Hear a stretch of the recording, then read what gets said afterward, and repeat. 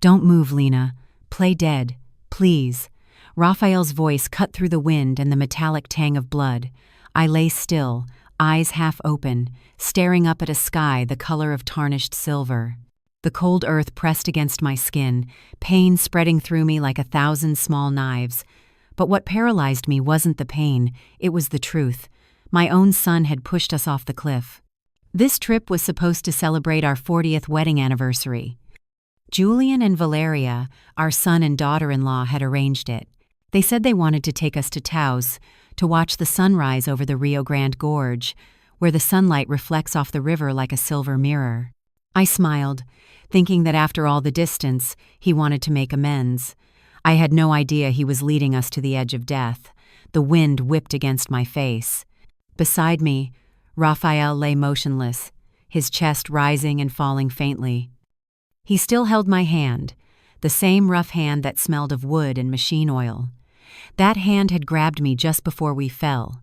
I remembered Julian's eyes at that moment, not angry, not regretful, just cold, calculating. From above, Valeria's voice echoed, "Oh God, they fell." Then Julian's hoarse reply, "Call 911. Quickly." I held my breath. Against the rock walls, their shadows stretched long, flickering like two mourners presiding over a finished crime. "Don't move," Raphael whispered, his voice so weak I had to lean close to his lips. "Play dead, Lena. They'll come back to check. They have to believe we're gone." I bit my lip until I tasted blood, choking back sobs. "Why?" I whispered. Raphael closed his eyes, his breath ragged. "Because I know about Marco. 25 years ago, the name froze me. Marco's firstborn son, who had accidentally fallen into the Chema Gorge 25 years ago. I remembered that night, the phone ringing at 1 a.m., the officer's indifferent tone. An accident. He must have slipped. And I believed it. For 25 years, I lived inside that lie. Now, lying between rock and blood, I knew it had never been an accident. Above us, voices carried down. "Are you sure they're dead?" Valeria's voice was low, steady. "Sure. No movement," Julian said. "Now call rescue. Say it was an accident. Start crying." Then I heard him sob, perfectly rehearsed. "Mama. Papa, help!" A performance. Every word, every breath is practiced. Raphael gripped my hand tighter, his blood soaking through my sleeve. "If I don't make it," he whispered, "you need to know. About Marco. I hid it too long." I shook my head, tears spilling. "Don't speak. Save your strength. We'll live." But in his eyes I saw the truth that had poisoned everything. The sound of gravel shifted. Julian's shadow loomed over me. His breath smelled faintly of smoke. A cold hand brushed through my hair and paused at my neck. I froze. "No pulse. They're both gone," he murmured. "Perfect," Valeria answered with relief. "Now be the grieving son." The camera clicked. "To prove it was an accident," she said. "If the police ask, we were taking pictures when they slipped. We have evidence. I'll say Papa lost balance, tried to grab Mama, and they both fell," Julian replied calmly. Silence followed. Then, footsteps fading away. I opened my eyes and saw his hiking boots, the ones I'd given him last year, now smeared with blood and dust. The sight made my spine go cold. I turned to Raphael. He gripped my hand one last time, his lips trembling.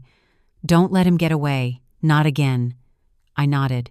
"I promise. For Marco. For us."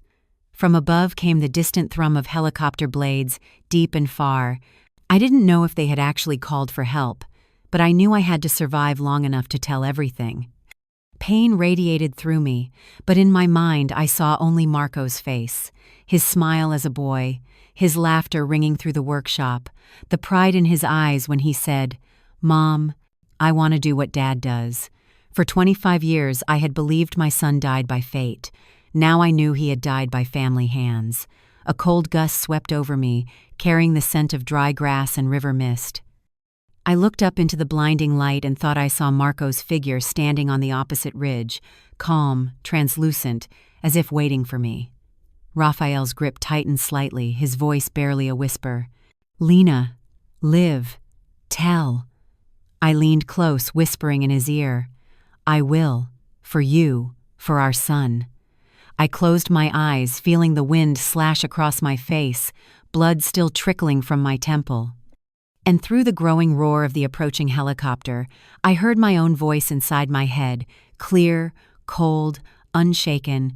"Don't be afraid. This isn't the end. This is where the truth begins." Perhaps, to understand why I could lie still at the bottom of that cliff without screaming, you must first know how peaceful my life once was before everything fell apart. Many people think true happiness is loud, but for me, it began with the simplest things: the smell of freshly roasted coffee in the morning, the sound of Raphael turning on the radio in his workshop, and the sunlight streaming through the adobe window, catching specks of golden dust like mist. We had lived our whole lives in Santa Fe, in a red brick house at the end of Canyon Road. I taught at the local elementary school, where children came with rosy cheeks and dirt still clinging to their hands. Raphael, my husband, was a carpenter whose hands were both rough and delicate, capable of turning an ordinary piece of wood into a dining table large enough for 3 generations. In the kitchen, the smell of coffee and oak wood always mingled, creating a fragrance of memory I could never forget. We had 2 sons. Marco, the eldest, was born with his father's smile and my heart. He laughed loudly, hugged me from behind while I cooked, and always dragged Raphael to the workshop to learn how to build picture frames. Julian, 5 years younger, was quieter, rarely showing emotion, but I believed that a mother's love could fill that distance. On weekend mornings, Raphael and the boys would make flan together, a recipe he'd learned from his own mother. Marco would laugh as he whisked eggs, while Julian just watched silently, sometimes wiping flour off the counter. I didn't think much of it. I believed every child loved in their own way, one loudly, one quietly. Sundays were family days. After church, we would gather around the mesquite table Raphael had carved for himself. I still remember the swirling grain of the wood, like flowing rivers, and the scent of polish that made the kitchen feel so warm. Marco spoke passionately about his dream of becoming an engineer, of building bridges across the Rio Grande. Julian sat on the other side, fiddling with his fork, saying nothing. I was always the one to break the silence by adding more food to his plate. "You don't like Mom's stew?" I asked. "It's a little salty," Julian replied flatly. Marco burst out laughing. "What, you're a food critic now?" Raphael frowned. "Don't tease your brother, Marco." I still remember that moment vividly, with 3 men around the table, sunlight glinting off their hair. None of us knew it would be one of our last perfect family meals. Life was simple then. I taught classes and graded papers in the kitchen with a window overlooking the peach trees. Raphael made furniture for restaurants in town, sometimes donating an extra shelf to my school. In the evenings, we walked along the red dirt road behind our house, where the scent of wild grass and pinyon smoke lingered in the air. Raphael often held my hand and said softly, "When I retire, let's go to the ocean. I've never seen it." I laughed, promising that one day I'd take him somewhere the wind smelled of salt and the water had no trace of earth. But happiness, as I later learned, rarely stays long. When Marco turned 20, the distance between the brothers began to grow. Small arguments about school and work slowly turned into strange silences. I often heard them whispering in the hallway, their voices cutting off abruptly when I walked in. When I asked, Raphael only chuckled. "They're boys, mi amor. It'll be fine." I believed him. I always believed in the good. One October evening, rain pattered lightly on the adobe roof while Raphael was fixing a picture frame, and the phone rang. It was the sound I would grow to fear forever. The officer's dry voice on the line said, "Mrs. Alvarez, I'm sorry. Your son Marco was found at Chama Gorge this morning." I remember the sound of my own scream before darkness swallowed everything. The police called it an accident. They said he might have slipped while walking at night. There was no other evidence. I believed it, because I couldn't bear to think otherwise. At the funeral, I wore the only black dress I owned, the same one I'd worn to my mother's. Julian sat beside me, his face eerily calm. He didn't cry. He just stared at the coffin. People said everyone grieves differently, so I didn't force him to speak. But something in his eyes made me shiver at the coldness I had never seen in the child I gave birth to. Raphael held my hand the whole time, never letting go. I thought it was love. Later, I understood it was the hand of a man holding onto a secret. In the months after the funeral, Julian changed. He became gentler, almost obsessively caring. Every morning, he brought me coffee in bed. In the afternoons, he cleaned his father's workshop, wiping every nail, every splinter of wood. I thought, my boy has grown up. But sometimes when I looked into his eyes, I saw something else. Fear or guilt. I couldn't tell which.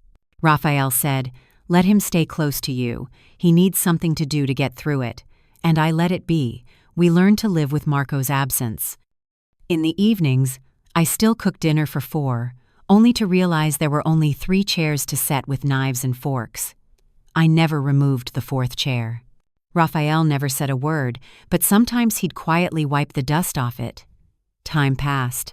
We grew old, and the pain faded like wood grain worn smooth by rain. I didn't know that just when I thought peace had returned, the seed of another tragedy had already begun to sprout. One spring afternoon, Julian brought home a girl, Valeria. She was bright, with a soft smile and a voice like honey. "Mama, this is Valeria," Julian said, holding her hand. "The woman I'm going to marry." I hugged my future daughter-in-law, believing my son had finally found happiness again. I never imagined those delicate hands would one day push me to the bottom of a cliff. At their small backyard wedding, Valeria called me Mother. Raphael smiled warmly, and Julian beamed with joy. I don't know why. Amid the music and the smell of baked bread, I caught a glimpse of Marco's shadow in the corner of the garden, watching us. I thought it was my imagination or maybe the spirit of my firstborn coming to bless us. Now I know it was a warning I ignored. Because after that night, life seemed to move on as usual, but beneath the calm surface, everything had begun to rot. And the day my daughter-in-law held my hand sweetly and said, "Mother, we just want to make sure you and Father are well cared for," I finally realized their care was never love. It was a calculation. But back then, I didn't know. I still believed. And that belief, like the smell of oak in the old workshop, felt like warmth but was only smoke. 10 years after Julian and Valeria's wedding, our lives drifted along in a calm that seemed unbreakable. I had retired, and Raphael kept a small woodworking shop outside Santa Fe, crafting custom pieces for art boutiques. Each morning, I brewed coffee, he rinsed the cups, and we sat together on the porch, watching the mist lift from the peach trees. At 60, I thought I had found the last quiet harbor of my life. But peace is only the silence before a storm you cannot yet hear. Julian and Valeria lived in the north of the city, in a gleaming 2-story house whose source of funding I understood all too well. "I only borrowed from the bank for a bit," Julian would say whenever I asked. "My shop is doing fine, don't worry, Mom." He called it Alvarez & Sons Carpentry, a name that made Raphael smile with pride and made my heart pinch a little. Because in that phrase, "and sons," there was only one son left, and one name had disappeared from the sign forever. Around that time, Valeria began to show a special interest in our finances. She spoke gently, like a dutiful daughter. "Mother, have you ever thought about setting up a trust? It would protect your assets better." Words like trust fund, inheritance, and estate plan came easily to her, even though she had never worked in finance.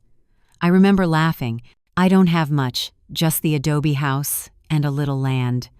Valeria smiled, her eyes curving. "That's still an estate, Mother. I just want to be sure everything is properly arranged." I doubted nothing. Until that evening, Raphael came into the kitchen, his coat still smelling of sawdust. He placed an envelope on the table and looked at me with something unusual in his eyes. "Arthur Caldwell called," he said. "He wants us at the office tomorrow morning. He said it's to update the will at Julian's request." I froze. "At Julian's request?" "Yes," Raphael replied, trying to sound calm. "He said he wants to help us organize the paperwork before it's too late." Too late, those 2 words made my heart sting. I looked at the envelope and saw Arthur's firm handwriting. Estate review appointment. I had never seen Raphael so hesitant. The next morning, we went to the lawyer's office downtown. Arthur, who had handled our property documents for 20 years, greeted us with a heavy handshake. A thick folder was already on the table. "I'm only following your son's instructions," he said, peering at me over his glasses. "But you need to read carefully." I opened the file. On the very first page, a line of text made my throat tighten. Beneficiaries: Julian Alvarez and Valeria Cruz, joint. Executor: Julian Alvarez, no one else mentioned. There was no Marco, of course, but there was also no provision for future grandchildren. I looked up. "Arthur, is this a typo?" He shook his head slightly. "No, Lena. This is the draft Julian submitted. I think you should discuss this within the family." Raphael was silent, gripping the edge of the table. As we left the office, he said quietly, "I don't want to believe he would do this." I didn't answer. Something inside me was starting to crack. That night, Julian called. His voice was gentle as always. "Mama, don't misunderstand. I just want everything tidy. You know that Valeria and I will pass it down to our kids someday." I replied slowly, "Why not write that clearly into the will?" There was a pause on the other end. Then Julian's voice hardened. "Mother, you don't need to doubt me. Parents don't live forever. I only want to make sure you are safe, that's all." "Safe," I repeated, feeling the word go cold on my tongue. "Who exactly are you keeping safe, Julian, your parents or yourself?" The call ended with a long beep, colder than any silence. From that day, I started paying more attention. Valeria visited often, always bearing gifts, wine, flowers, and a sweetness so thick it sounded false. She asked about our savings, our account balances, and even life insurance. "Mother, have you ever thought about selling the house?" she asked with a smile. "This adobe place is so big, isn't it wasteful for just the two of you?" I said, "We like it here. It's where Marco grew up." Valeria blinked, then smiled again. "I understand, but if you sold it, you could buy a smaller condo. The rest can go into the bank. I know someone there." That phrase, "I know someone," felt like a velvet-wrapped knife. That night, I told Raphael. He was quiet for a long time, then exhaled. "I think we should create another copy of the will. Keep it private, known to no one." I looked at him, our eyes meeting in the dim light. In them, for the first time in years, I saw fear, the same shadow he had carried at Marco's funeral. A few weeks later, I decided to call my sister Teresa. She lived in Albuquerque and was as blunt as steel. After hearing me out, Teresa was silent for a moment, then her voice went cool. "If he's truly stable, why does he need to control your money? If he's wealthy, why is his wife asking you about your savings?" "Something is off, Lena. Very off." I wanted to argue, but could not. In my heart, I knew she was right. The next day, I invited Julian to dinner. Valeria was busy, so it was just the three of us. I cooked his favorite green chile stew and set the table carefully, just like before. When we sat down, the warm light fell across Julian's face. I began, "Listen, your father and I reviewed the will. We don't think your wife's name should be listed jointly. If something happens, it will complicate things." Julian looked up, his eyes darkening. "You don't trust Valeria?" "It's not about trust. This inheritance belongs to the family." "Valeria is family, Mother," he said, his voice dropping. "I hope you understand that." The air thickened. Raphael glanced between us, saying nothing. I smiled, trying to soften the edges. "All right, don't be upset. I just wanted to be clear." Julian pushed his chair back slightly, and something strange flickered in his eyes, a chill almost like stone. "Mother, sometimes people need to learn to let go. You and Father have had enough. It's my turn to take care of things." Despite the softness of the words, goosebumps rose across my skin. Perhaps it was because the voice no longer sounded like the son I knew, but like someone else, distant and smooth as a snake hiding in the grass. After Julian left, Raphael sat for a long time, turning his wineglass in his hands. Finally, he said, "I'm afraid I've repeated a mistake from 25 years ago." I turned to him, but he would not look at me. He only whispered, "The night Marco died, I saw something I should never have seen." I held my breath. Outside, the wind struck the window and hissed through the wooden seams, and for the first time, I understood that what was happening now might have begun long ago, on the night I lost my firstborn. That night, I could not sleep. Raphael's words kept echoing in my head. I saw something I was never meant to see. The ticking clock blended with the wind outside, whistling through the old oak trees. At 60, I thought nothing could make my heart race again until I heard his voice, hoarse and heavy with guilt. "Rafa," I whispered, "what did you see that night?" He sat up, his shadow stretching across the wall under the moonlight. The silence was thick. Then he said, his voice cracked, "The night Marco died, it wasn't an accident, Lena." The room went cold. I sat up, the blanket slipping to the floor. "What did you say?" Raphael turned toward me, his face lined deeper than ever. "I was following the boys, Marco and Julian. I heard them arguing outside the workshop. I thought it was something small, but then—" He stopped, his hands trembling. I took those once strong hands, now softened by remorse. "Then what?" I asked. I saw them near the cliff. Marco was holding some bank statements shouting, "You stole money from our parents." Julian was only 15, but his eyes, they weren't a child's anymore. He said, "If you don't want to destroy this family, keep quiet." Marco laughed and said he'd tell everything in the morning, and then his voice broke. I saw him push his brother. The air thickened. I stared at my husband, my throat tight. "Julian pushed Marco?" Raphael nodded slowly. "I heard Marco scream once, then silence. When I ran to them, he just stood there, shaking, saying, 'It was an accident.' I took him home. He begged me not to tell. And I stayed silent. I walked to the window. The garden outside was pitch dark, the same place where the boys used to chase each other. "You stayed silent for 25 years?" I asked, my voice strangely calm. I tried to believe it was an accident. He was just a child. I thought keeping the secret would keep the family together. And me? I turned to him. "I lived 25 years believing my son slipped while you knew he was murdered?" "I know," he said, his eyes wet, "and I've lived in hell for it. Every time I looked at Julian, I saw Marco, but I couldn't hand my son over to the police. I knew you'd never forgive me." "I can't," I said, tears falling. "I can't." We sat in silence. Only the wind and my heartbeat filled the space. Everything, love, marriage, and motherhood, collapsed like a roof after a storm. Finally, Raphael whispered, "Now you understand why I stayed quiet when Julian mentioned the will, don't you?" I recognized that it looked the same in the eyes from that night. I thought silence would bury the sin, but it never slept. It grew.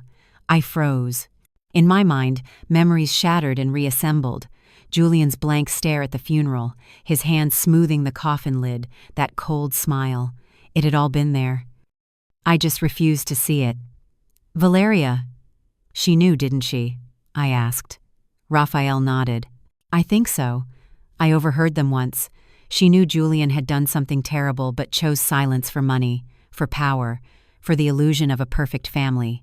A chill ran down my spine. I sank to the floor, burying my face in my hands. I loathed not only them but myself for raising a son I no longer recognized. Raphael placed a hand on my shoulder. "I hid it because I was afraid of losing you. But if we stay silent now, it'll happen again. It won't stop, Lena." I looked up. "You think he'll do something?"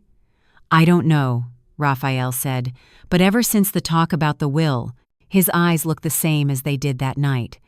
Moonlight shone across Raphael's hands, the same hands that built our home, crafted tables, framed pictures, and hid a crime for half a lifetime. "What do we do now?" I asked softly. "If I go to the police, I'll be arrested for concealing evidence." "But I have something, proof, something I kept." "What is it?" I asked, frowning. He stood and walked to the workshop.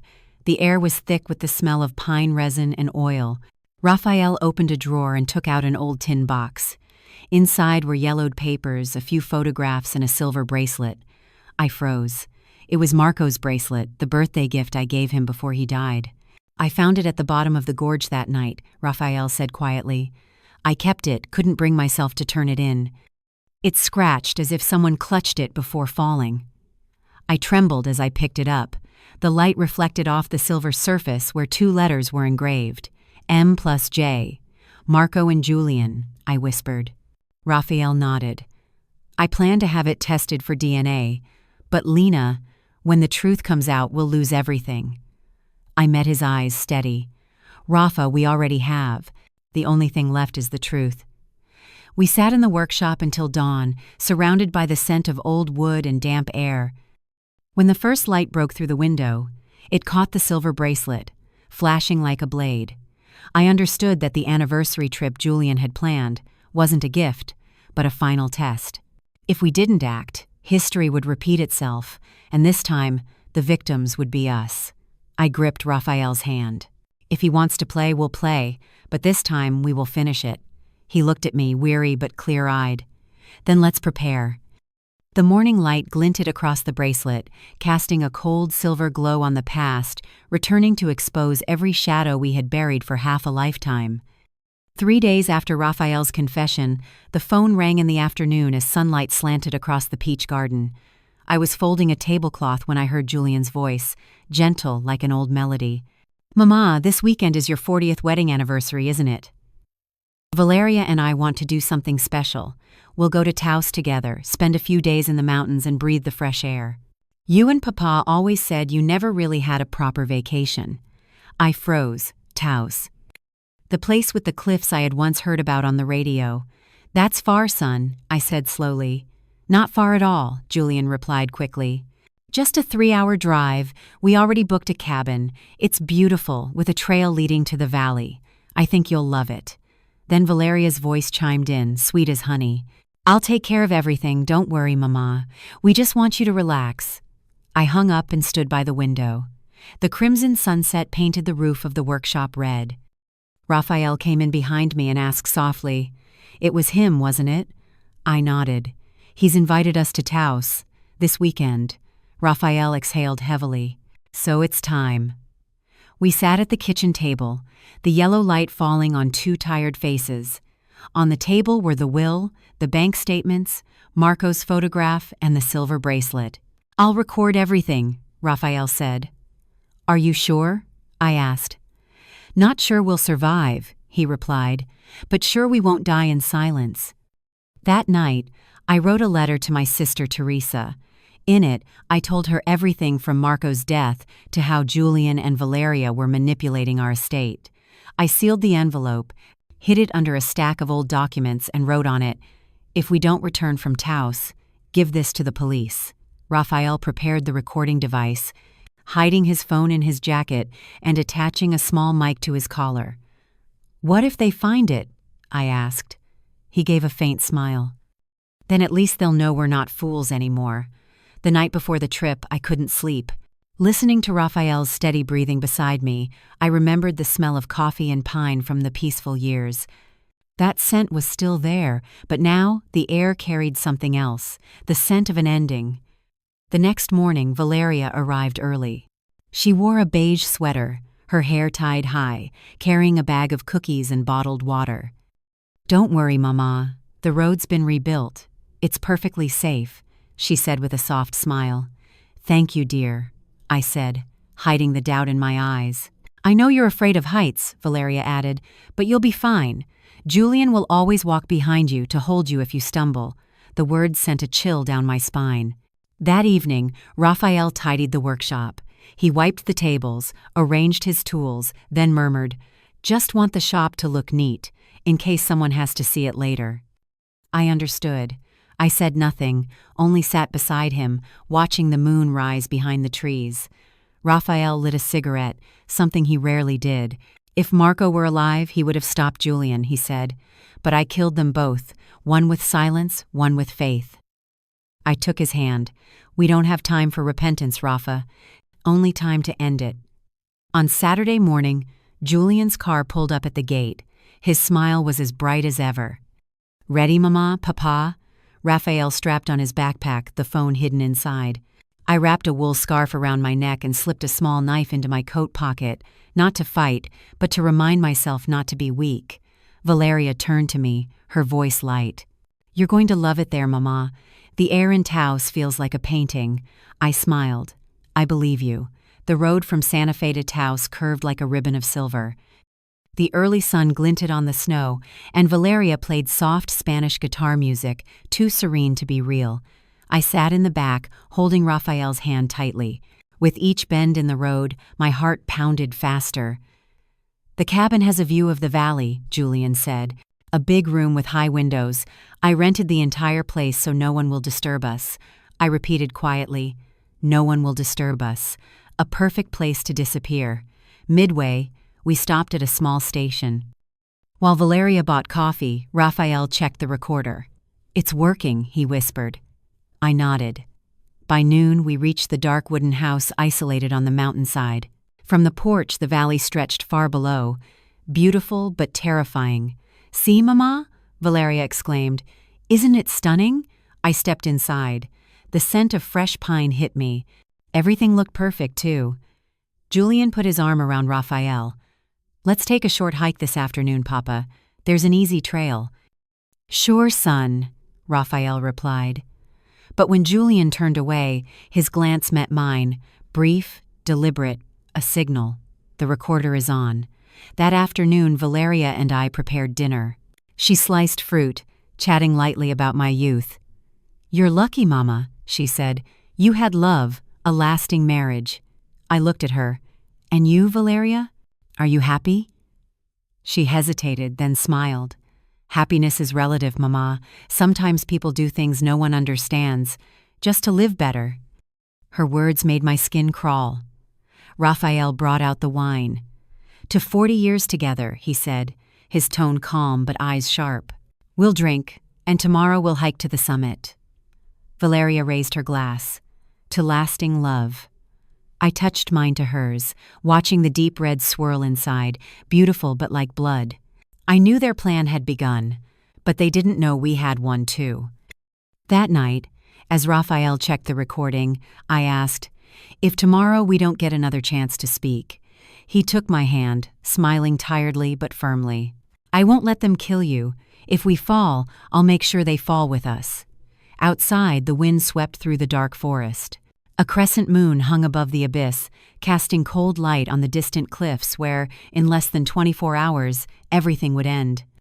That morning, sunlight poured into the cabin earlier than usual, filtering through a thin mist clinging to the glass.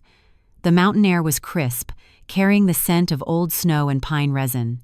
I opened my eyes to find Raphael already awake, looking at me with a faint smile. "Today, don't forget to smile, Lena. The recorder is on." I nodded, the taste of iron in my throat. From the living room came Julian's cheerful voice, so bright it felt rehearsed. "Mama, Papa, are you awake? I made coffee." The smell of coffee filled the cabin. On any other day, it would have been comforting. Today, it made me sick. When I walked out, Valeria had already set the table, eggs, bread, and fruit all arranged with unnerving precision. "Perfect morning, isn't it, Mama?" she said. "After breakfast, we'll hike up to El Mirador, just 2 hours." Raphael sat down, nodding slightly. 2 hours, just enough for a beautiful day. I noticed the small wire of his earpiece peeking from his collar. The recorder was still running. Julian ate quickly, his tone light as air. "Don't worry, everything's planned. The trail's marked, I've got ropes, flashlights, and a first aid kit. It'll be a memorable trip." "Yes," I said softly, "memorable indeed." We left at 8. The morning fog clung to our pants, icy cold. Raphael walked beside me. Valeria led the way, humming quietly, while Julian followed behind with a heavy backpack. Each time the metal inside clinked, my heart tightened. The trail started gently, winding through a forest of pines. Our footsteps merged with the whisper of the wind. "You okay, Mama?" Julian asked. "I'm fine," I replied without turning. "Careful, the ground's slippery in places." His voice was sweet enough to freeze my blood. I felt as though I were walking on thin ice. After an hour, the forest began to thin, and the slope grew steeper. My head swam slightly. Raphael took my hand. "Let's rest a bit." Valeria pulled out a water bottle and handed it to me. Her eyes gleamed strangely. The cap was loose. I touched it to my lips, then, as they turned away, quietly poured the rest onto the ground. The water soaked in fast, leaving a dark stain. The sun climbed higher, lighting the snowy peaks in the distance. The sky was so blue it felt unreal. If I hadn't known the truth, I might have called it peace. But today, every step was part of a countdown. Near noon, the path narrowed, clinging to the mountainside. The wind grew stronger. Valeria looked back, calling, "Almost there. You can see the whole Taos Valley from the top." I looked ahead. There was only a narrow strip of land with deep ravines on either side. "What do you think?" I whispered. Raphael squeezed my hand. "That's the spot." El Mirador opened before us, magnificent and terrifying. Beneath our feet, the drop stretched hundreds of feet down. Valeria exclaimed, "My God, it's perfect. Lena, stand here. I'll take a picture of you and Raphael." Raphael whispered, "The recorder's still running." I smiled, stepping toward the edge. Julian followed, placing a hand on his father's shoulder, his voice gentle. "Careful, Papa. Just one more step and you'll see the best view." I turned. In his eyes, I no longer saw my son, only the same darkness that had haunted the night Marco died. Raphael folded his arms, speaking slowly. "Go ahead, Valeria. Take the picture." She lifted the camera, smiling brightly. 1, 2. I heard Julian inhale sharply, his shoe sliding forward half a step. Raphael saw it. He gripped my hand tightly. 3. A sound of stone scraping. Julian lunged. Raphael twisted, grabbing his son's wrist and pulling hard. Valeria screamed, "Julian!" She dropped the camera, slipping on the gravel. It all happened in a heartbeat. The lens flashed, and 4 bodies teetered at the cliff's edge. My footing gave way. Cold air whipped across my face. Raphael's hoarse voice tore through the wind. "Play dead, Lena." And then everything disappeared into the roar. I fell. Marco's face flashed before me, his 15-year-old smile in the sunlight, then vanished. When I opened my eyes, the world was deathly silent. Only the wind sighing through the rocks and the drip of water somewhere close. Pain seared down my spine, cutting off my breath. Dirt, stone, and streaks of dried blood blurred together before me. "Rafa," I whispered. A faint voice answered from my left. "Don't move. Play dead, please." I turned my head. Raphael lay a few meters away, his coat torn, his shoulder soaked in blood. He was alive, but barely. I understood instantly. If Julian and Valeria were still alive, they would come back. To live now meant to die again. I stopped breathing, letting my body go limp. In the shadows, Julian's trembling voice broke the silence. "Valeria, are you okay?" "My leg, it's broken," she whimpered. "What about them?" "I think they're dead." My heart pounded so hard I could hear the rush of blood in my ears. "Perfect," Valeria gasped. "Now call rescue. Say it was an accident." "Yeah," Julian said, his voice shaking, but not from fear, more from the thrill of success. "We'll say the ground was slippery. They lost their footing. We tried to save them and fell too." "And the camera?" "It's broken," he said. "Just remember, they died on impact." I bit my lip until I tasted blood, holding back the scream in my chest. Every word they spoke sliced into me like a knife. My son, the child I carried, nursed, and loved, was calmly planning to erase me. When their footsteps finally faded, I glanced at Raphael. His lips moved. "The recorder? Still on?" I nodded slightly. I didn't know if the phone was still working, but it was our only hope, the last hope of 2 people who had spent a lifetime in silence and were now using that silence to wait for justice. The wind howled, carrying the smell of blood and wet earth. I lay still, pretending to be dead, listening as they disappeared down the mountainside. And with the last fragile breath I had left, I swore if I survived I would tell the world that justice might come late, but it always comes. And this time, it would find the right person. When consciousness returned, the sky had turned a shade of lead gray. The wind hissed through the gorge like someone's exhausted sigh. My whole body ached, especially my shoulder and knee. I stayed still, afraid even the smallest movement might dislodge the rocks above me. The smell of blood, mud, and pine resin mingled thickly in the air. Beside my ear was a ragged, familiar breath. Raphael was still alive. I crawled toward him, inch by inch. The few meters between us felt as long as a lifetime. When I finally touched his hand, I trembled. "Rafa, can you hear me?" He opened his eyes halfway, his lips releasing a cracked whisper. "I hear you. Don't call out, Lena. They're still around here." I held my breath and listened. Above us, the wind was fierce, but through its howl I caught faint sounds of footsteps and loose stones tumbling. I squeezed Raphael's hand. "They're still up there," I whispered. "Just checking," he replied, breath ragged. "They'll leave soon, trust me." We lay still, our hearts pounding in our chests. I could hear my own heartbeat thudding in my ears. After a few minutes or maybe hours, I couldn't tell whether the footsteps had faded. Only the wind remained.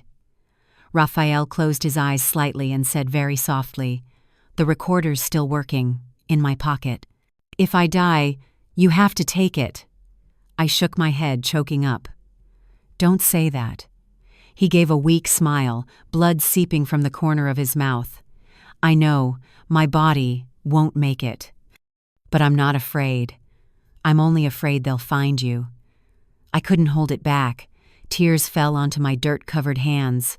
Everything I thought had ended, all the sins, all the repentance, now demanding its price. I bent down and pressed my forehead to his hand. "You have to live, Rafa. We'll get out of here. For Marco. For both of us." He shook his head slightly. "Listen to me, Lena. There's something I never told you. The night Marco died, it wasn't only Julian's fault. I share the blame." I lifted my head, stunned. "What do you mean?" "Marco found out I used the union's funds to pay the workshop's debt," he whispered. "He was furious, said he'd tell you. I begged him not to. That night, when he went out, I followed to apologize, but I saw the two of them arguing. When Julian pushed him, I shouted, but it was too late. And when I looked down, I saw Marco was still breathing. But I didn't go down. I stood there, frozen. I was afraid of the truth. Afraid of you. Afraid of losing everything. I went silent, tears burning down my cheeks. It felt like an old wound being ripped open again. I looked at the man lying before me, the one who had built a life with me for 40 years, raised our sons, and who had also let one die in silence. But now, in his eyes, there was no more cowardice, only the gaze of someone about to redeem himself. I held his hand tight. "You won't be afraid anymore, will you?" Raphael smiled faintly and nodded. "No. I'll do what's right, even if it's too late." We lay there until darkness fell. The cold wind cut our skin, but I stayed awake. I heard the sound of an engine starting far above. Julian and Valeria must have been leaving, believing it was over. When that sound faded into the distance, I lifted my head and looked up at the cliff. It rose maybe 30 meters, nearly vertical, strewn with loose rock. There was almost no way up. But to the north, I saw a gentler slope, maybe climbable. I turned back and whispered, "Rafa, I'll find help. A few miles away there's a tourist trail. I remember the map." He shook his head. "You can't climb it." "I have to try." "Listen," he said, voice weakening. "Take the phone from my pocket.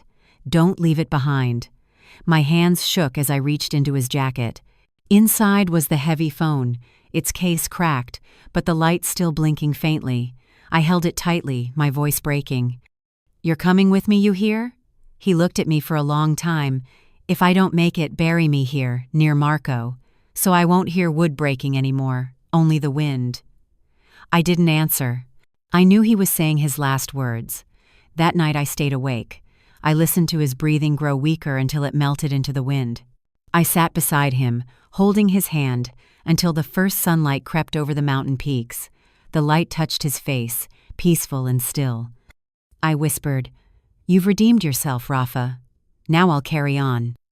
I took my scarf and wrapped it around his shoulders, placing Marco's silver bracelet in his palm, the only thing left of both our sons. Then I began to climb. The slope was slick and cold. Every time I grabbed a rock, my hands bled, but I didn't stop. I didn't know where the strength came from. Maybe anger, maybe the promise, maybe the belief that justice had to see daylight. The sun grew harsh, glaring off the stone, making my eyes sting. I slipped, fell, then clawed upward again. Halfway up, I stopped to catch my breath. Below, Raphael's body was already hidden by the trees. I closed my eyes, inhaled deeply, and heard the wind whisper in my ear, "Go, Lena." I climbed for nearly 2 more hours. Finally, when my hand touched the rim of the rock, I burst into tears. I crawled over the edge and collapsed on the grass, gasping. The sun was high now. In the distance, I saw a dirt road winding toward the tourist lookout. Step by step, I began walking. Every movement felt like walking through fire. When I heard the sound of a jeep in the distance, I waved my arms and screamed until my voice cracked. 2 park rangers stopped and ran toward me. One caught me, asking urgently, "What happened, ma'am? Did you fall?" I looked at him, my lips trembling. "No, it wasn't an accident. They pushed us." The ranger's eyes hardened. They called for rescue and put me in the jeep. As it rumbled forward, I looked back at the mountains rising behind us, vast and unforgiving, holding 40 years of sin and a single promise. I clutched the phone in my hand like it was Raphael's soul. The screen flickered weakly. I didn't know if the recording had survived, but I knew if even a fragment remained, the truth would not die with us. That afternoon, when the rescue team reached El Mirador, I asked them to stop. I pointed down into the gorge where the wind stirred the dry leaves. "There," I said, "my husband is there. He deserves to come home." They nodded and got to work. I sat in the vehicle, wrapped in a blanket, watching the last light fall across the mountains. What I felt was strange, a mix of loss and relief. Maybe because, for the first time in years, I was no longer afraid of the dark. When they brought Raphael's body up, I touched his hand one last time. It was cold, but at peace. In his pocket, they found the phone. I took it, my hands trembling. The screen was cracked, but the light still blinked. I knew everything was inside: Valeria's laughter, Julian's threats, and Raphael's final shout, "Play dead, Lena." I smiled through my tears. "You kept your promise, Rafa. Now it's my turn." When I opened my eyes, the ceiling was white, and the smell of antiseptic filled my nose. My throat burned. Every breath felt like someone was tightening a fist around it. A soft voice beside me said, "Mrs. Lena, can you hear me?" I blinked. A blonde nurse came into focus, her eyes kind but worried. "You're at Santa Fe Hospital. Don't try to speak, just rest." I wanted to ask where Raphael was, but my throat only made a hoarse sound. She understood, placing a hand on my shoulder. "He didn't make it. I'm so sorry." I turned away. Tears came silently, burning hot. The pain now wasn't a stab, it was an endless hollow. A little later, a light knock sounded on the door. A middle-aged man in a brown leather jacket entered, a police badge glinting on his chest. "I'm Detective Garcia, Santa Fe Police Department. I need to talk with you, if you're able." I nodded weakly. He sat down, opened a notebook, and spoke in a low, firm voice. "You were found at the bottom of El Mirador Gorge. You said your son and daughter-in-law pushed you and your husband. I need to hear every detail again." I took a deep breath, my voice rough. "They didn't just push, they planned it, for months."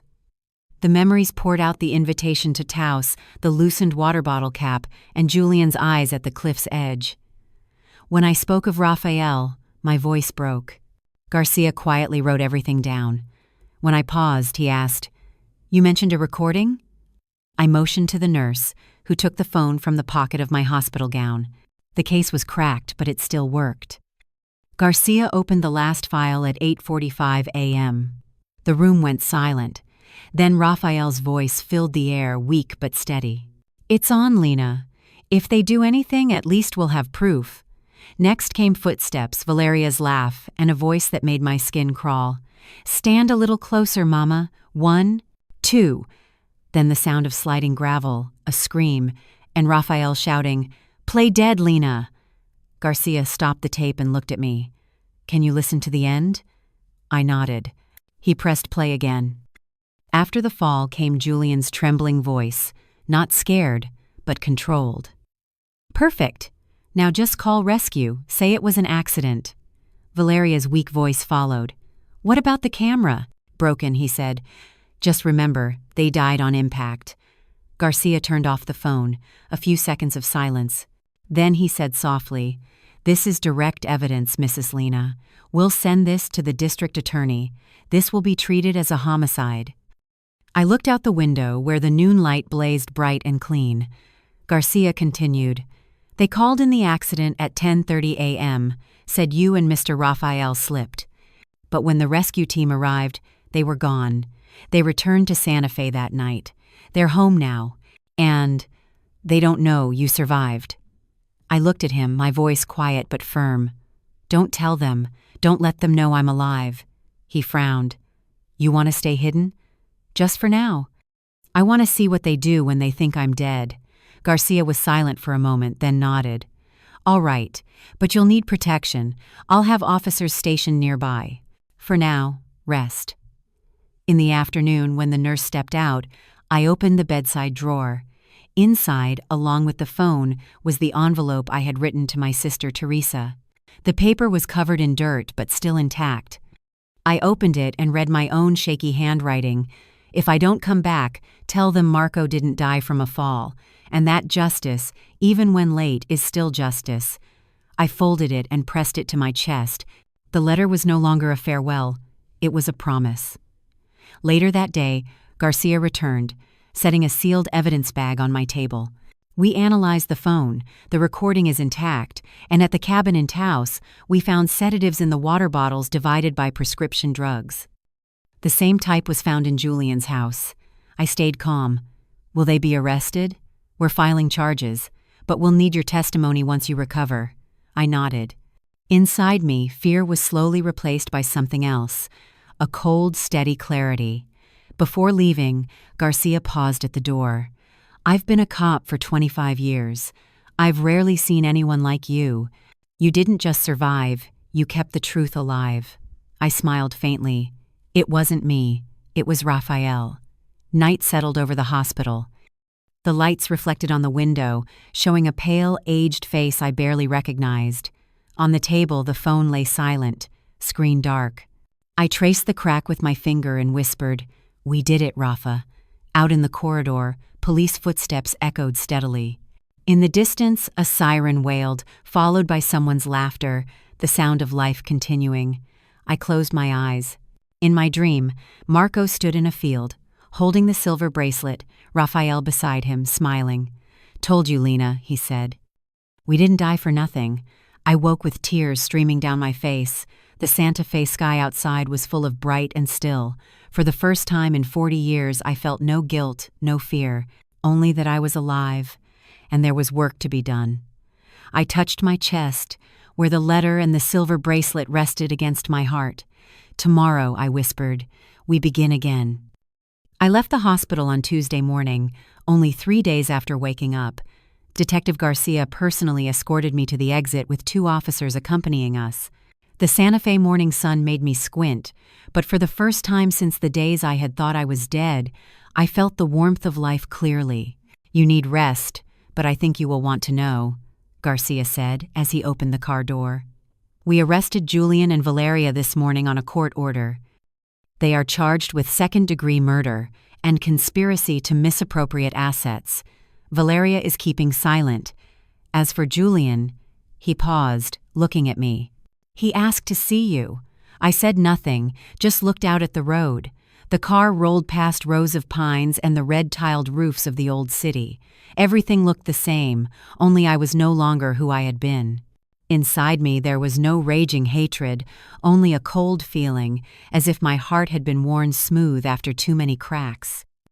The interrogation room was in the basement of the police station. It was not large, just a metal table, 2 chairs facing each other, and a 2-way mirror reflecting a cold white light. They let me sit inside, next to Garcia. He spoke softly. "You do not have to speak. If you are uncomfortable, I will stop it." I nodded. The door opened. Julian walked in. I once thought that if I saw my son again under these circumstances, my heart would shatter, but no, I felt only emptiness.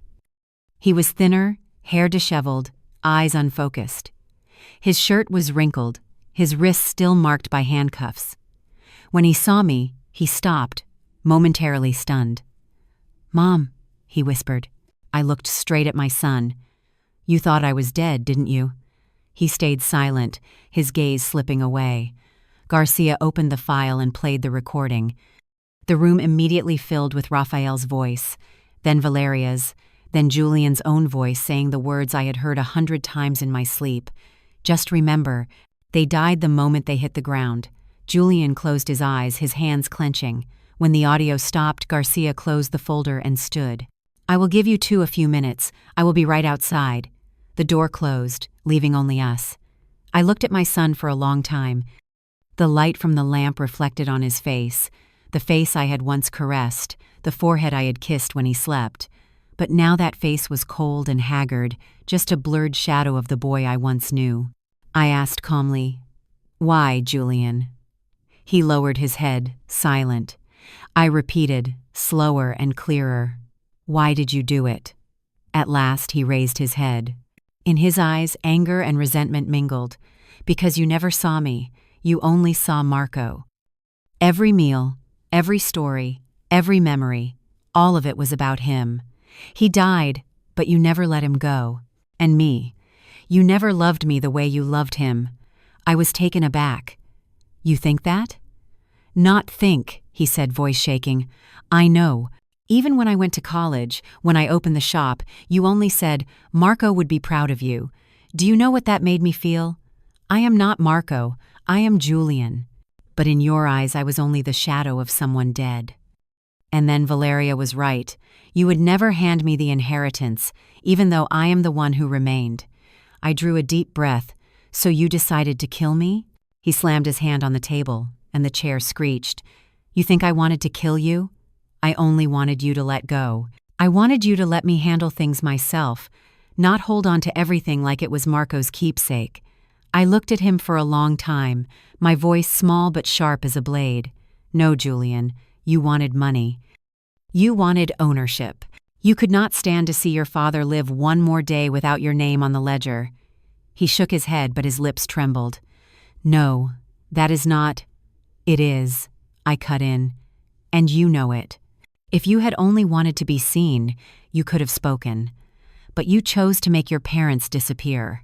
You forgot that the only thing I had left after Marco's death was the belief that at least one of my children was still decent." Tears rose, and I fought them back. "Now you have killed that belief too, Julian." He dropped his head, his shoulders shaking.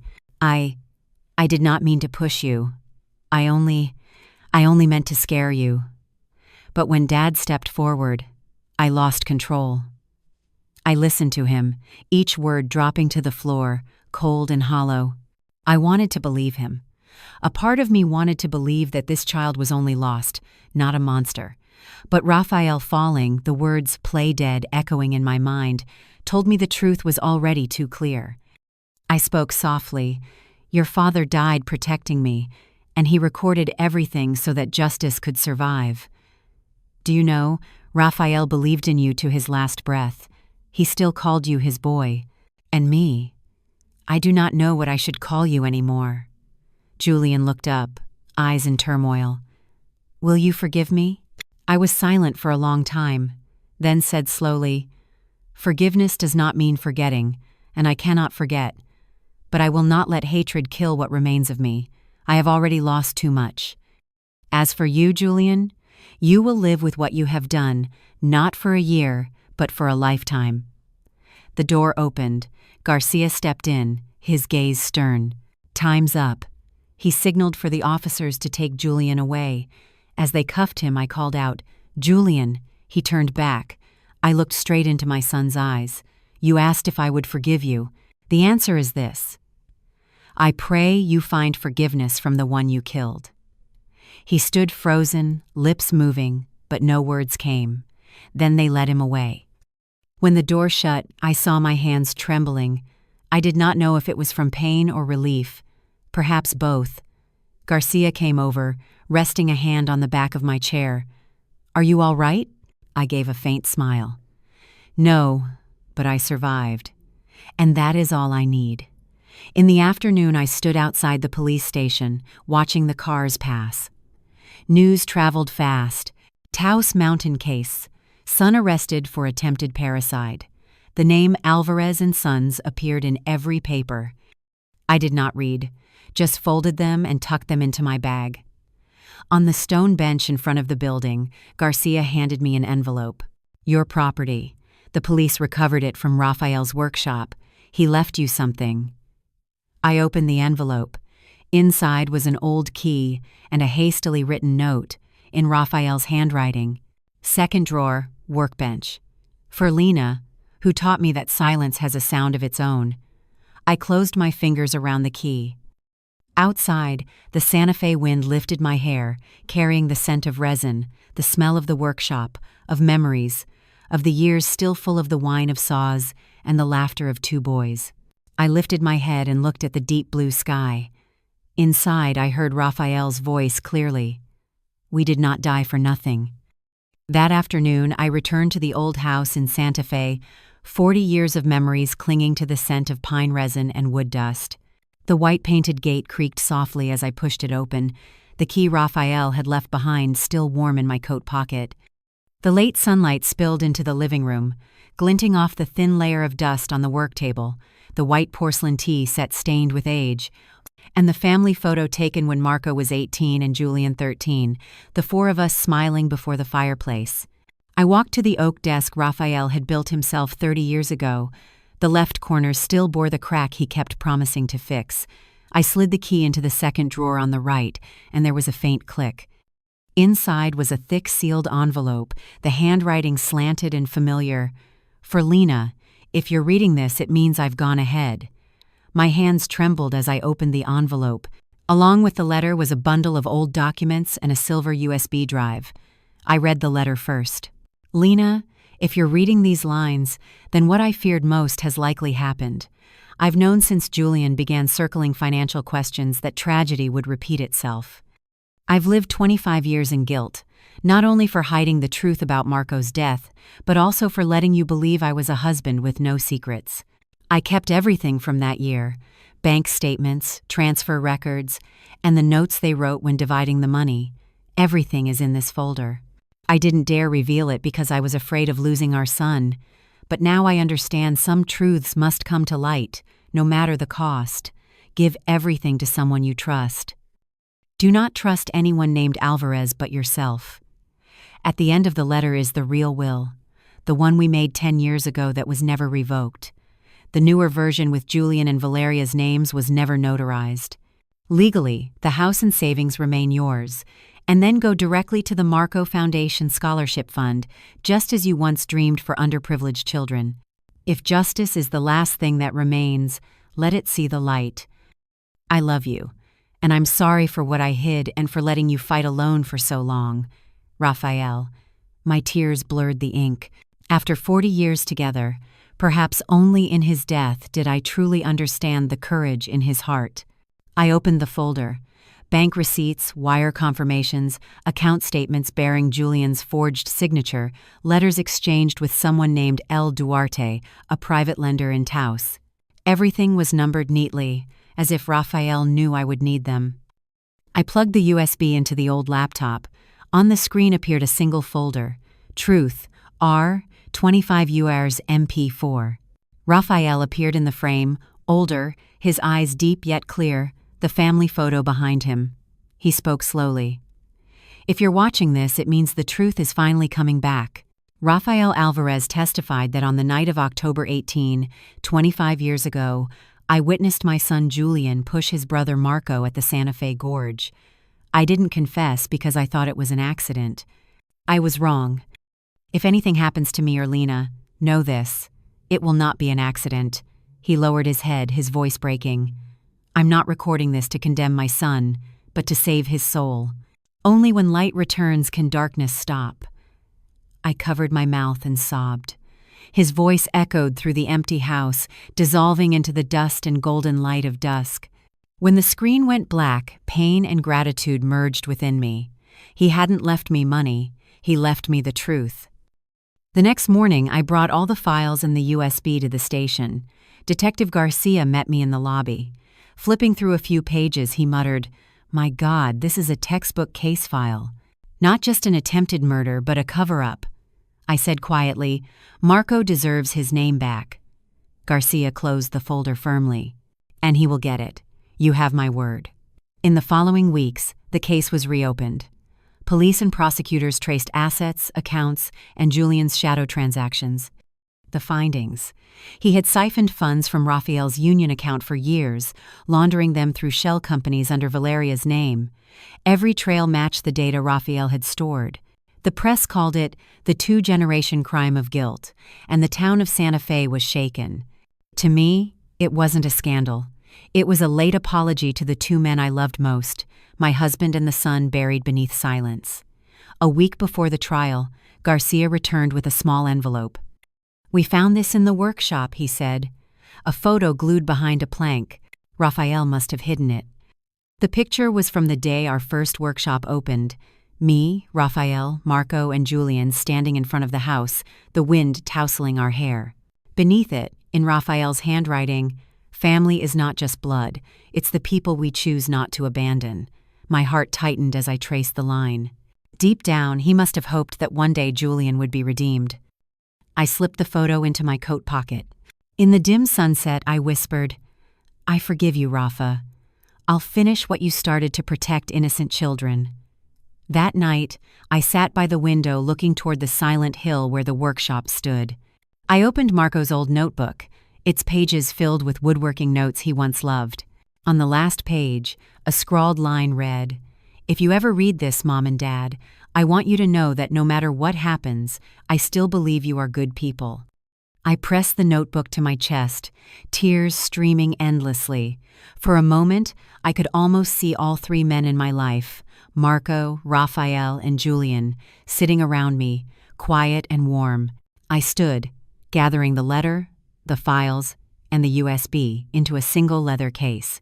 Outside, the Santa Fe wind rose again, carrying the scent of pine, and somewhere, the faint sound of a saw echoed the rhythm of a lifetime's patience.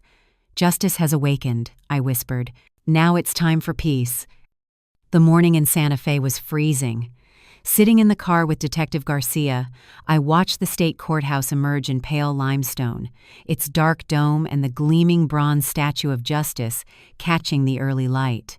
Reporters crowded the steps, cameras flashing, some holding signs that read "Justice for Marco Alvarez." I clenched my hands. 25 years later, today, I will finally speak. "Are you ready, Mrs. Lena?" Garcia asked. "No one is ever ready to face their own child in the defendant's seat," I said quietly, "but I will." The courtroom was packed. The jury sat to the left, the prosecution and defense tables in front. Julian and Valeria sat side by side, each flanked by two attorneys. Neither looked at me. Valeria's head was bowed. Julian sat motionless, eyes cold as stone. The judge entered, and the sharp crack of the gavel echoed. This court is now in session for the trial of Julian Alvarez and Valeria Alvarez, charged with first-degree murder and conspiracy to defraud. Prosecutor Turner, short-haired with a sharp voice, stood up. "This is not merely a murder case, this is a crime of greed and betrayal. The defendants not only took the lives of their parents, but also tried to erase a crime committed 25 years ago, the death of Marco Alvarez. Today, the truth will be revealed." She projected a family photo, Raphael, me, Marco, and Julian. They were once a family until greed destroyed everything. When it was my turn to testify, I stood at the witness stand and looked at Julian with those black, empty eyes. Valeria avoided my gaze, her lips trembling. "Mrs. Lena, please recount what happened in Taos," Turner said. My son and daughter-in-law invited my husband and me for an anniversary trip. I replied evenly. They said it would be just a simple getaway. I looked straight at Julian. I was wrong to believe that. I told them about the trail, the camera, the invitation to stand closer to the edge, the shove, and Raphael's whisper. Play dead, Lena. The room went still, as if holding its breath. The prosecutor played the recording. Raphael's weak but clear voice. I turned on the recorder, Lena. Then Valeria's. Mom, step a bit closer. 1, 2. The sound of sliding, a thud, Raphael's scream. Then came a whisper. Perfect. Call for help. Say it was an accident. The camera's broken. Remember, they died on impact. Do you confirm these voices? Turner asked.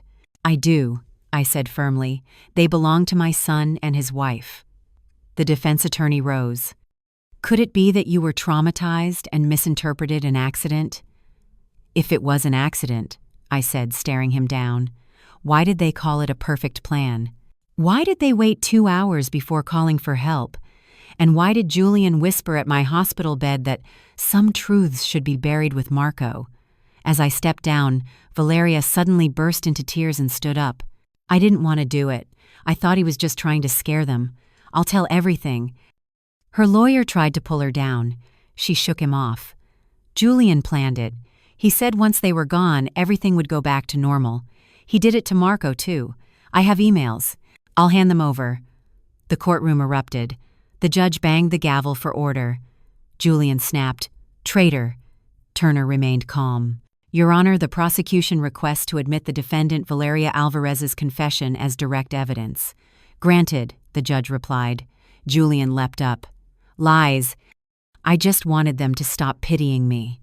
I looked at him and spoke softly but clearly. No one pitied you, Julian. You destroyed yourself. He froze, shoulders collapsing as if realizing there was no way back. That afternoon, the prosecution played Raphael's final video. His voice filled the courtroom. I, Rafael Alvarez, testify that Marco's death was not an accident. He spoke of the eyes he saw that night, the guilt, and the silence that followed. Many lowered their heads. I heard a stifled sob behind me. The judge concluded, the video, the audio recording, and Valeria Alvarez's confession are sufficient for deliberation. 3 days later, the jury returned. The air was thick. We find the defendant, Julian Alvarez, guilty of first-degree murder, premeditated homicide, and conspiracy to commit murder. We find the defendant, Valeria Alvarez, guilty of being an accomplice in aiding and abetting. The gavel struck. Julian bowed his head. Valeria wept. Justice, once just a word on paper, suddenly felt heavy and real, and my hands trembled. The judge pronounced the sentence. Life imprisonment without parole. A breath escaped my chest. Not joy, but relief. Marco's call had finally been answered. As Julian was escorted out, he paused for a moment. His eyes were no longer angry, only empty. I whispered, Justice didn't kill you, Julian. It only returned what you stole. His lips parted as if to speak, but he said nothing. The handcuffs clinked. He walked away without looking back. Outside, the Santa Fe wind was cold but pure. Reporters rushed forward. Mrs. Alvarez, any words after the verdict? I didn't lose one child, lost both, I said slowly. But if the price of truth is pain, I will still choose truth. It's the only thing that can save what's left of this family's soul. The crowd went silent. Someone lowered their camera. Garcia placed a hand on my shoulder. Emotional justice, Mrs. Lena, we got it. I nodded, smiling for the first time without tears. No, detective, we've only just begun to live again. That evening I returned home and lit the fire. The amber glow reflected on Raphael's framed photo. I opened the window. The scent of pine filled the air, the wind whispering like the old workshop. In the corner of the desk, Marco's picture blurred under the warm light. Justice has come, my son, I whispered. Your father and I kept our promise. And for the first time in 25 years, the Alvarez house was quiet, not because it was empty, but because it was finally at peace. A year after the trial, spring returned to Santa Fe. The wind carried the scent of lavender from the small garden, and the morning sunlight spilled across the old oak table that Raphael once built. In front of me were 2 mugs of hot cocoa, one for me and one for Sophia, my 10-year-old granddaughter with deep brown eyes just like her grandfather's. "Grandma," she said softly, "our teacher told us to write about what makes us most proud. I wrote about you because you weren't afraid to tell the truth." I smiled and brushed her hair gently. "The truth can hurt, sweetheart, but if we run from it, that pain will kill us more slowly." She didn't fully understand yet, but I believed one day she would. Since Julian and Valeria's sentencing, their 2 children, Sophia and Matteo, had been entrusted to my care. In the beginning, they were quiet and fearful, avoiding any mention of their parents. I didn't hide the truth, but I told it differently, that sometimes adults lose their way, and justice is the light that guides them home. Matteo loved the old woodshop. He insisted on sawing small blocks of wood to make toys. Every time I saw his tiny hands holding the chisel, I saw Marco's image, patient, meticulous. "Grandma, why didn't Grandpa repaint the workshop?" Matteo asked. "Because he said this color is the color of time," I answered. The boy laughed. "Like you. You have wrinkles that tell stories." I burst out laughing, then found myself crying. Children say what adults dare not. In June, I inaugurated the Marco Foundation, a scholarship fund for children who love craftsmanship. It was a small ceremony, attended by a few old friends and Detective Garcia, now retired. He shook my hand and smiled. "I told you, Mrs. Alvarez, you didn't just survive, you turned tragedy into something good." On the wall hung a carved wooden plaque, "Marco Foundation built on truth and kindness." I replied softly, "No one can rebuild the past, but we can build kindness from its ruins." Garcia handed me the official certificate. "Now you can grant your first scholarship," he said. "I listen to poor children." The first name, Luis Ortega, 17 years old, studying woodworking. I whispered, "Raphael would be proud." That night, after the children had gone to bed, I sat on the porch watching the moon stretch its light across the yard. The house was different now, fewer machines, fewer adult voices, but full of life. Sophia's sketching, Matteo's laughter, the radio playing Raphael's old classical tunes. On the table, the old family photo remained, but now I no longer saw tragedy, only a journey, mistakes, loss, and rebirth. I wrote in my journal each night, as if speaking to those who were gone, "Raphael, you were right. We did not die in vain. From pain, new seeds grow. Sophia just finished her first wooden box, and Matteo carved your name. They laugh. They live in the house that once marked our end and now our beginning." One early autumn morning, I received a letter from the New Mexico State Prison. The trembling handwriting was familiar, Julian Alvarez. I hesitated for a long time before opening it. "Mother, I do not ask for forgiveness. But thank you for raising my children, for keeping the Alvarez name from being forgotten. Here I have begun learning wood carving. Every cut of the blade reminds me of Father. I know you don't need to hear my regrets, but allow me one last thing. If Father can hear me, I hope he knows I finally understand what freedom means. And I know that you, the one who never gave up, will understand what that means too." I folded the letter, tears falling but not burning. I placed it in the wooden drawer where Raphael's letter once lay. A circle closed, not with hatred, but with silence. That evening I took Sophia and Matteo to the park. They chased each other under the sunset. When they stopped to rest, I took Marco's silver bracelet from my pocket, restrung it with a new cord, and placed it around Sophia's neck. "This belonged to your Uncle Marco," I said. "He was special not because he was strong, but because he was kind. I want you to remember that." Sophia looked at the glimmering silver. "Grandma, I think he's watching me." "Yes," I smiled, "and so is your grandfather."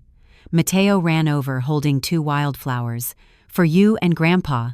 I took them and placed them in a small glass vial in my pocket, the kind Raphael used to pick every morning. Night fell. I sat on the porch, brewing mint tea, watching the curtains sway in the breeze. For a moment, I saw Raphael's figure across the table, peaceful, smiling. Do you see, Rafa? We're still here. This house still has light, the children's laughter still echoes, and love, though once betrayed, has not died. I looked up at the Santa Fe sky, where 1,000 stars spread like pale scars across the blue night. Somewhere in the wind I heard Marco's voice. Mom, we're home. I smiled. After everything, I was home at last, not the house of wooden walls, but the house of peace. The next morning, I wrote the final page of my journal. We can't choose where we begin, but we can choose where we rise. Justice is not only about punishment, it's about learning to live kindly, even toward those who once hurt us. I set the pen down and let the Santa Fe wind brush through my silver hair. Outside, the afternoon sunlight glowed on the sign above the workshop. Begin again workshop, I whispered, voice trembling but calm. It's never too late to begin again.